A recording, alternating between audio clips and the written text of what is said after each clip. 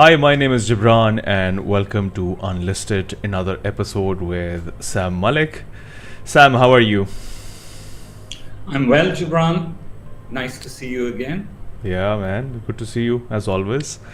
Um, okay, well, we've been talking about a bigger topic that revolves around are we the co creators of the universe? And in lieu of that, we decided to go with a few episodes describing what the chakras are. And Sam, we've done the five chakras out of seven. Today, we're going to take a step up and try to finish the rest of the two. But mind you, these are one of the most important ones. This is basically entering into an unlisted and unverifiable parts of the journey when it comes to the chakras. These chakras that we're going to be talking about are purely experiential and physically are not verifiable. And above all, these are have a very high level of association when it comes to spirituality. And so, without further ado, I think Sam, you should take over. And what can you tell us about the third eye chakra and the crown chakra? All right, Gibran, I'll try my best. These chakras are purely spiritual, like Gibran said. And like I previously said, each chakra is associated with some organ of the body. So the third eye chakra, which is somewhere here, is associated with the pineal gland. And that gland is within the brain itself, the structure of the brain. This is a chakra for intuitive knowledge. Knowledge which cannot be obtained by the five senses. So, for example, if there is a mother and a child and they are separated by several rooms, and the child is crying, and the mother can neither see the child, hear the child, touch the child, whatever. But she gets an intuitive message that something is wrong with the kid, which is, by the way, very common between mothers and children. That's the kind of knowledge we are talking about. Okay. Of course, this is a very basic kind of an example. We receive a lot of this knowledge throughout the day, and we do not acknowledge it.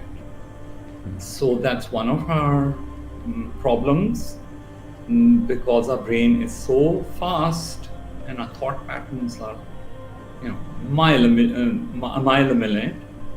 We don't pause and understand often that the information we are receiving and reacting to in microseconds, we have no business knowing it. So this is the place where you receive this information. So you get connected to consciousness through this chakra. Now, consciousness or universal knowledge or intelligence is so vast that we obviously receive a little bit of it at a time. Otherwise, I think our brains would fuse. It would be it would be too much in one go. So how do you? So there is this chakra has been talked about so much in popular culture, and people are really obsessed with activating the third eye chakra. So how does it happen, or what are the principles which can lead to some sort of conscious activation of this chakra? At the subconscious level, like I said to you before, it is active. We are receiving information, but we are not processing or editing the source of that information. We think it's internal and it's my thought, but no, it's not. And you have no business knowing the things that you are receiving. So each chakra has two emotions. which can activate it or close it. And in this case, the emotion which activates this chakra is peace.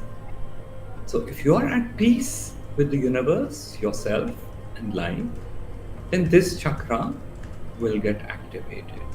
But if there is any kind of depression, anger, negative emotions, whatever the opposite of peace is, turmoil in the brain, then the chakra will stop working temporarily or will become imperceptible in its functions. So, to understand this further, Gibran, we will have to talk about peace. What the hell is peace?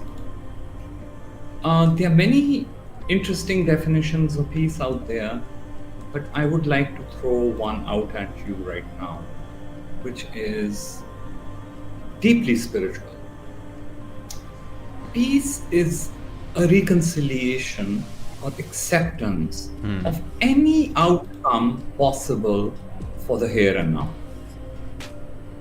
So this moment, extending into the future, could turn into millions of options, and peace is being okay with any one of those options.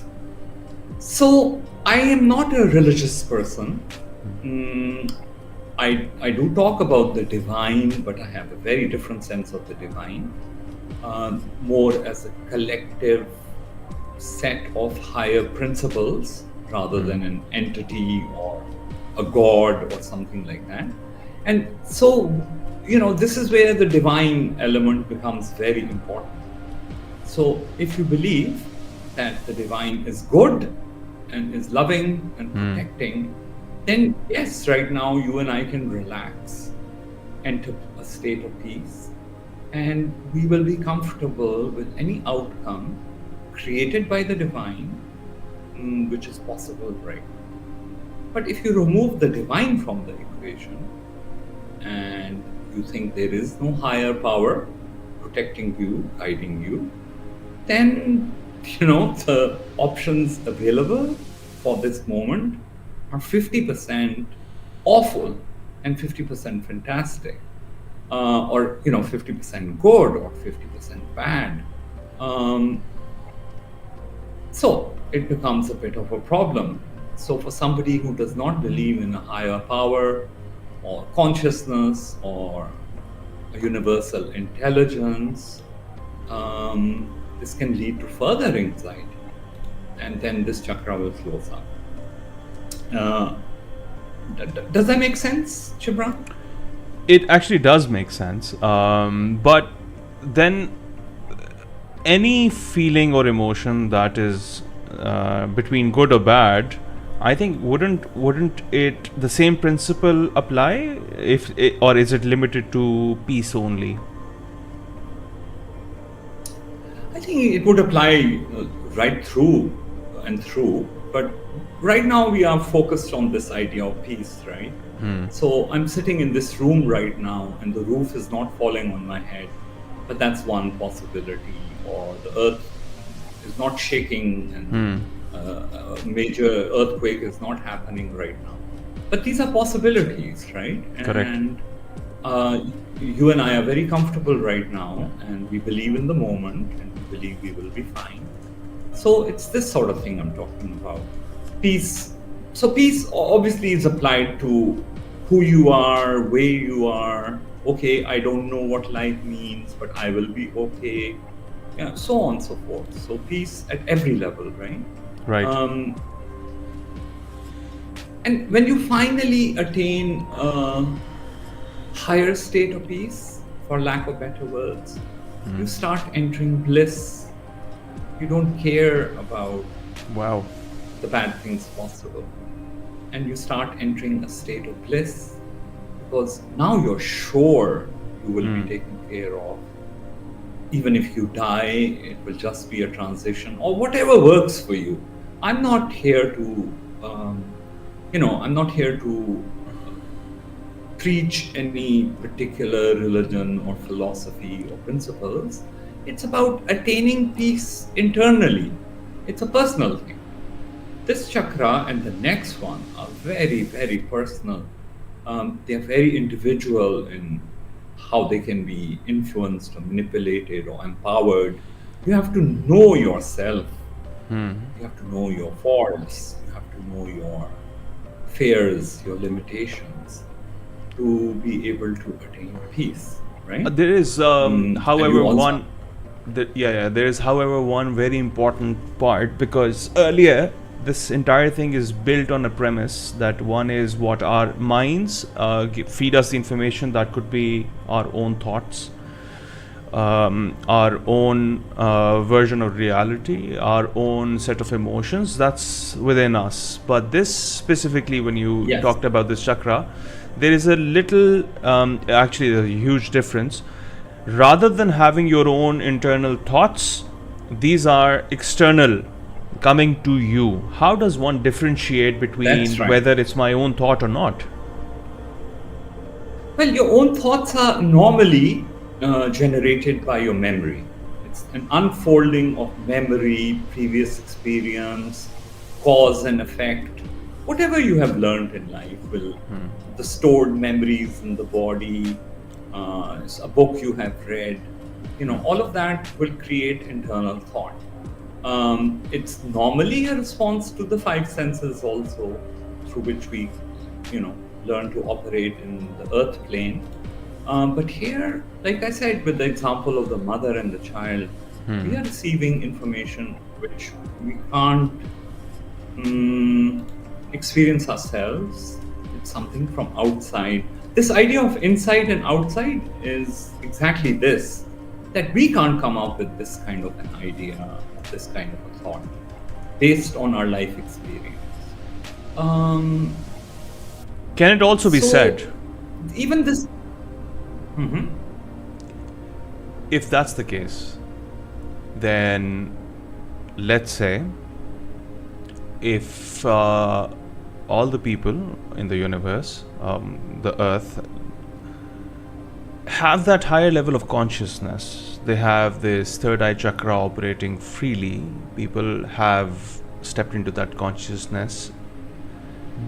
In that situation, is it okay to say that we all are connected without even having a physical interaction? Yes, absolutely. It's possible. We can send each other messages, receive messages from each other and from the universe, right? So, this example might illustrate this a little better. Okay. If we use our own mental faculties right now and we start thinking about, are we safe right now? Is everything okay right now? Our brain is going to say, no, we are not. Anything is possible. Anything can happen in this moment, and most of it, or half of it at least, can be very negative. So when we receive peace through this chakra, something is overriding our own intellectual ability to process life. Something is saying, hey, relax. You will be okay. So, does that help? It does. It does. Okay. In the interest of time, let's move on further to the crown chakra. The crown chakra. Yeah. Okay. So this right on top over here is called the crown chakra. Again, a very personalized experience and connected to some gland in the brain, the hypothalamus probably, but not necessary to identify the gland connected with this chakra for the sake of this discussion. So you've heard of you've seen iconographic paintings of Jesus and saints with this golden halo around them. You must have experienced that, right? So that's a symbol for somebody whose crown chakra is open. And how does this crown chakra open? Again, very personal, based on your life experience.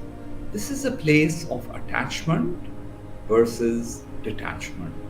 Right. if you're attached to your body, and if you tend to forget that you're going to die, then this is an unhealthy attachment, and the Right. chakra will remain closed. But the minute you understand that you're part of the universe, and you will die one day and life will go on, and you're okay with it, this chakra will open.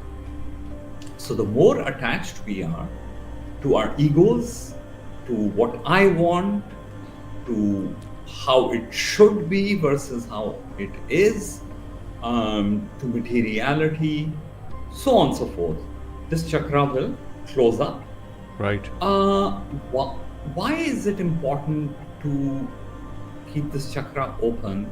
Because this is the chakra through which we receive divine prana, the life force, Right. and it activates all the chakras, right?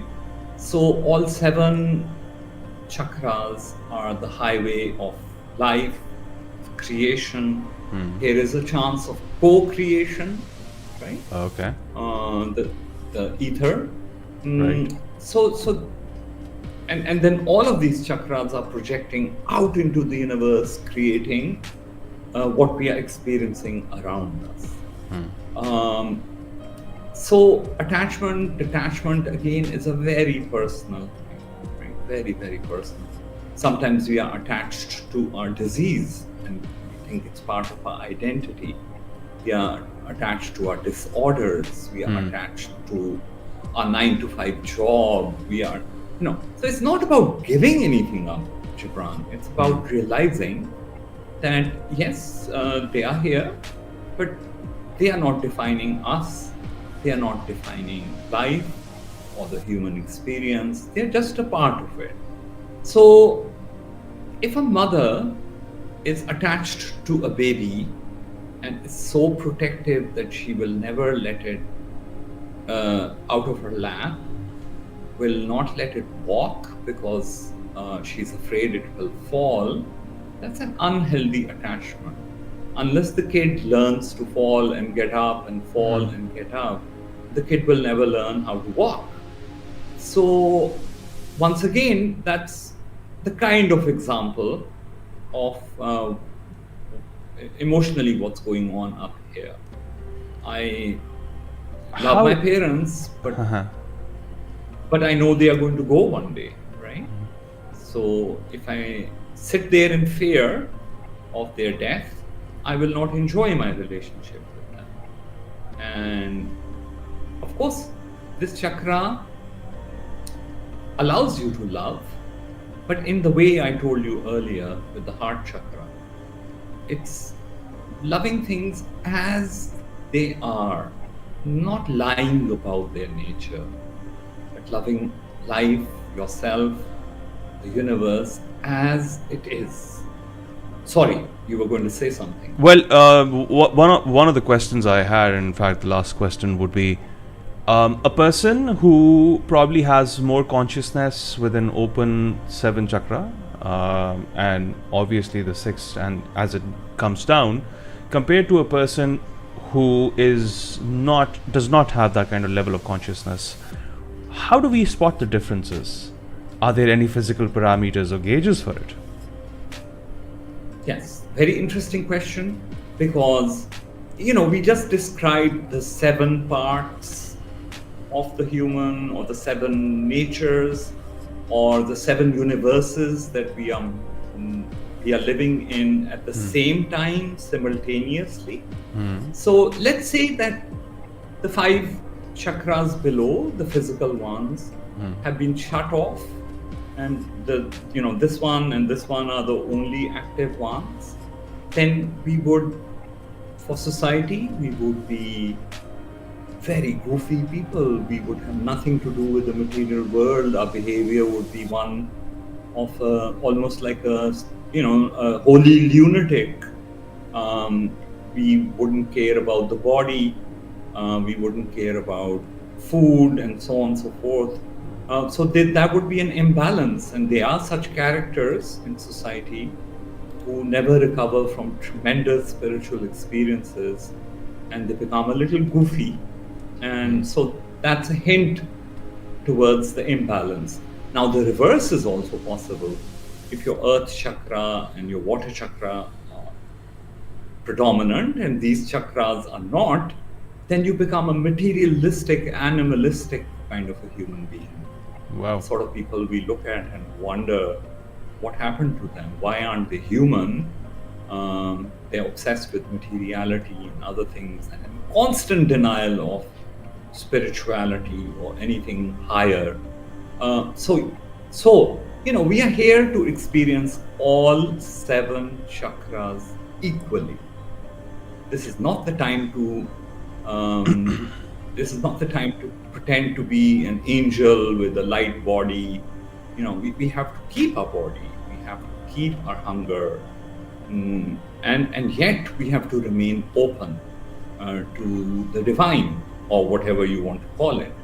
Well, in simpler terms, fact, what you're saying is, regardless of whether these are the most spiritual chakras of the all the chakras need to be working in order, being harmoniously working, and then being connected properly to experience all the elements. One chakra without the other still leaves an imbalance, whether the first 5 are working and the last 2 aren't, or the last 2 are working and the first 5 aren't. Could it be summed that way? Agreed. 100%. Yeah. Yes. In fact, there's a lovely analogy I can give you, but it's just a metaphor, that the divine is touching the earth through our 7 chakras. It's the highway for creation, spirituality, and the divine is also receiving information from the earth up to the 7th heaven through the human body. So we are the communicators, and we are here to report back and to receive messages for the earth of how to turn it into heaven on earth, and also sending up messages for problems which need to be solved, or guidance which needs to reach us. Right. So that's why our life beyond our own ego is very important. We are the communicators. Well the said. Link between the 7th heaven and the earth. Wow. Thank you. In the interest of time, I think that these topics are very complicated to understand. The more we speak, maybe it might get more confusing, because then we're going into more details. Because since these are very abstract things, if you can just simply summarize in a minute or so of what we have talked about in principle, in its essence, in its importance, if you can sum that for us. Okay. Quickly, I would like to say that we are all looking for a purpose of life, and our purpose is really to remain open in all 7 chakras and let the divine manifest into the physical and receive reports on the physical upwards, and bullshit, nonsensical constructs, human constructs, block us from doing that. And we think there is another purpose, like a job or a family, but really our primary goal should be, and our deeper purpose should be, to keep our 7 chakras open, to learn about them, and to balance the universe. Well, Sam, thank you so much on that note. I hope the viewers probably would get to learn a couple of things here and there. I know these may not be the main topics of discussions that we want to hold, but these were the last 5 episodes, including this one, were the language, as we earlier mentioned, or the alphabets of the language, in order to understand how to access or understand spirituality or indulge yourself in these conversations. It also gives you an insight to look at the world in a very different perspective or view, and having multiple concurrent views is what opens up your mind to newer ideas, hence why Unlisted, and that's why we are here. Well, thank you so much, Sam, for being with us. I know your time's valuable and precious, So for those of you who want to get in touch with Sam for his for private healing sessions, please feel free. Log into his website, healedbylife.com. I'll put the link for his YouTube channel as well on the screen, and they can contact Sam directly. Till then, thank you once again, Sam, and thank you for the viewers who have been watching us. We'll see you soon. Thank you and take care. All right.